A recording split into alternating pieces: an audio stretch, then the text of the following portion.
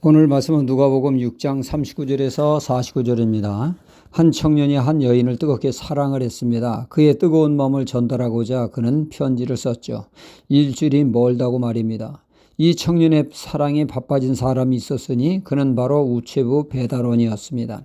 이 아가씨 집에 편지를 전달하고자 그 집에 문턱이 달도록 다니게 되었죠.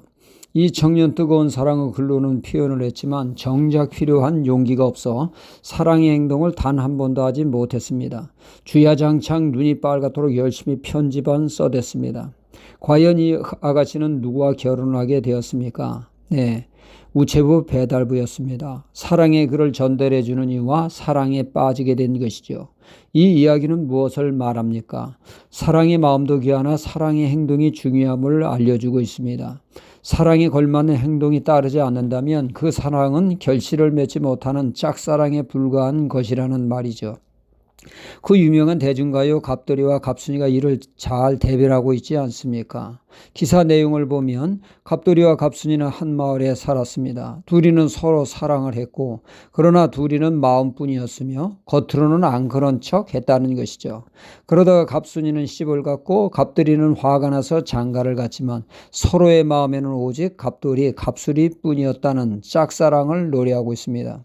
이 두 사람의 마음에는 이 세상을 녹이고도 남을 뜨거움이 있었지만 용광로 같았지만 정작 사랑을 표현하는 행동이 없어 이루어질 수 없는 안타까운 사랑이 된 것입니다. 마음도 중요하지만 사랑의 행동이 있어야 열매를 맺게 된다는 것이죠. 신앙도 마찬가지입니다. 마음속에 말씀을 뜨겁게 사랑하는 마음이 있지만 그 신앙이 행동으로 삶으로 표현되지 않는다면 문제 있는 신앙이 된다는 것이죠. 하나님의 말씀을 단지 깨닫고 지적 유의를 즐기고자 준 것이 아니라 말씀에 합당한 삶, 행동을 해라고 주신 말씀이죠. 어느 날 주님이 한 율법학자가 찾아와 성경의 핵심을 콕 집어 달라고 합니다. 주님은 이에 성경은 한마디로 말한다면 사랑이다. 이를 좀 더 세분하면 첫째로 하나님을 사랑하라. 적당히가 아니라 생명과 쳐 중심으로 사랑하라 했습니다. 둘째는 사람을 사랑하라고 하셨죠. 그러시면서 주님은 한 가지 비유를 들어 말씀하셨습니다. 그 유명한 선한 사마리아인의 비유이죠. 길 가던 나그네가 도둑을 만나 심하게 구타를 당하고 쓰러져 있게 됩니다. 이 모습을 본 제사장은 보았지만 그는 자신도 여기서 어물쩡거리다가 이꼴난다고 황급히 그 자리를 떠나게 되죠. 이어 제사장을 보필하는 레위인도 그를 보고 모른 척하며 주랭랑을 쳤습니다.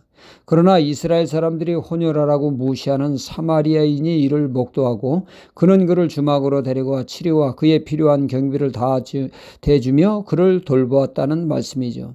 주님은 묻습니다. 누가 진정한 강도 만난 자의 이웃이냐 말입니다.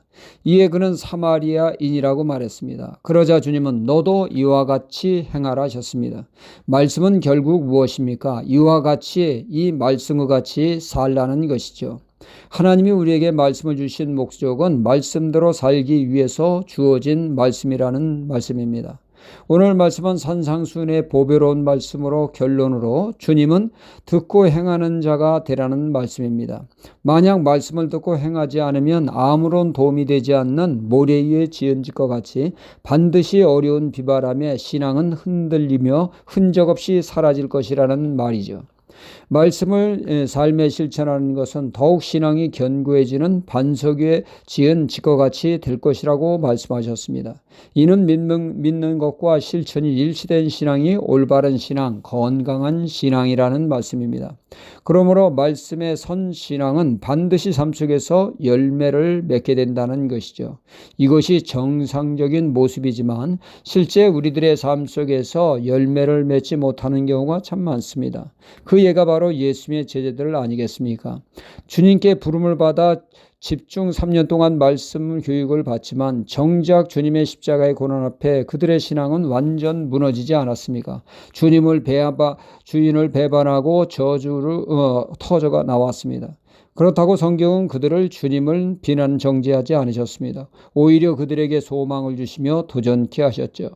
예수님을 믿지만 신앙이 미숙하여 여전히 세상 것에 목을 매는 수가 있는데 제자들이 그랬던 것입니다. 그렇다고 그들이 예수님을 믿지 않은 것은 아니죠. 단지 미성숙할 뿐이었던 것입니다. 그래서 믿는 이다운 행동을 하지 못한 것이죠. 그러나 그들이 자신의 힘으로 믿는 것에서 벗어나 성령의 이끌림을 받는 그들은 비로소 신앙인에 합당한 삶으로 열매 맺는 신앙이 되었습니다.